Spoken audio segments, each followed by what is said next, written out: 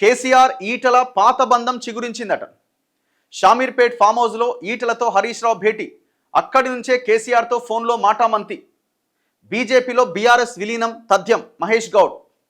కాళేశ్వరం విచారణ కమిషన్ నుంచి నోటీసులు రాగానే కేసీఆర్ ఈటల రాజేందర్ మధ్య పాత బంధం మళ్లీ చిగురించిందని టీపీసీసీ చీఫ్ మహేష్ కుమార్ గౌడ్ వ్యాఖ్యానించారు. షామీర్పేట్లోని ఒక ఫామ్ హౌస్లో ఈటలతో హరీష్ రావు భేటీ అయ్యారు. అక్కడి నుంచి కేసీఆర్తో వారు ఫోన్లో సంభాషించారు. శుక్రవారం గాంధీ భవన్లో మీడియా సమావేశంలో మహేష్ గౌడ్ మాట్లాడారు. బీఆర్ఎస్ ఒక మునిగిపోయిన నావాని, ఆ నావలో ఉన్న వస్తువుల్లో వాటాల కోసమే కేసీఆర్ కుటుంబంలో కొట్లాట జరుగుతోందన్నారు. ఇప్పుడు ఈటల హరీష్ రావు నిన్న కలుసుకురట ఒక ఫామ్ హౌస్లో. నిజమేనా ఇది? మరి ఎవరు ధృవీకరించాలి దీన్ని, అవునా కాదా అన్నది? దేనికోసం కలుసుకున్నారు మరి? అసలు ఇందులో వాస్తవం ఎంత?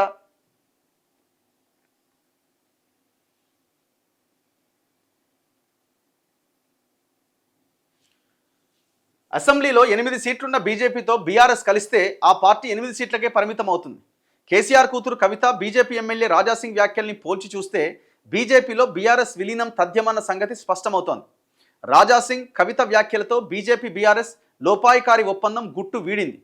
రాజాసింగ్ లేవనెత్తిన అంశాలకు జవాబు చెప్పకుండా రాహుల్పై విమర్శలు చేయడం బీజేపీ నేతల చేతగానితనమే. పాకిస్తాన్పై యుద్ధంతో సాధించిందేంటి, కోల్పోయిందేంటని ప్రజలు అడుగుతున్నారు. ఇందిరాగాంధీని వాజ్పేయి అపర ఖాళీ అని అభివర్ణించిన సంగతి కిషన్ రెడ్డికి తెలియకపోవడం విడ్డూరం. సరే, ఇదన్నీ పక్కన పెడితే ఈటల రాజేందరు హరీష్ రావు కలిసిరా? ఈటల గారి నెంబరు ఉండాలా? ఒకసారి ఫోన్ చేసి చూద్దాం. హలో, నేను రఘు మాట్లాడుతున్నానండి, మన తొలి వెలుగు. సార్ ఉన్నారా? కొంచెం నేను లైవ్లో ఉన్నా.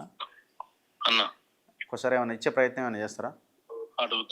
ఒక్కసారి అడగండి, లైవ్లో ఉన్నారు. నిన్న హరీష్ కేటీఆర్తో కలిసి అన్నది వార్త వచ్చింది అన్ని పేపర్లో. ఒక్కసారి క్లారిటీ ఇస్తే నేను లైన్లో ఉంటా.